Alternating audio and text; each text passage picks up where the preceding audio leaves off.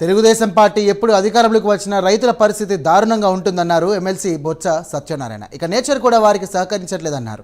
అకాల వర్షాలు కరువుతో పంటలు దెబ్బతింటున్నాయని అన్నారు. ఇక ప్రభుత్వం కూడా ప్రజలకు తగ్గట్టు నిర్ణయాలు తీసుకోవడం లేదని, ఈ ప్రభుత్వం రైతులను వ్యవసాయాన్ని ఎందుకు చిన్నచూపు చూస్తోందో అర్థం కావట్లేదన్నారు.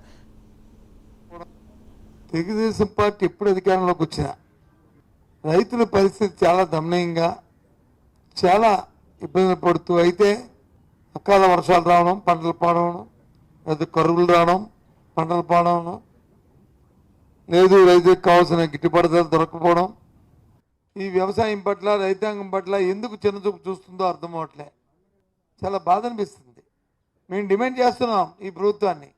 మీరు అట్టహాసంగా చెప్పారు కదా, నేను ఢిల్లీకి వెళ్ళాను, మేము మద్దతు ధర తీసుకొచ్చాం, మిర్చిని వచ్చి కొంటున్నాం, ఎప్పుడు కనీవిని జరగనట్టుగా మేము వచ్చి కేంద్రాన్ని ఒప్పించాం అని చెప్పారు కదా. ఈ విధంగా బాధ్యత లేకుండా రైతులను ఇబ్బంది పెడుతున్న ఈ పరిస్థితి ఏమనంటే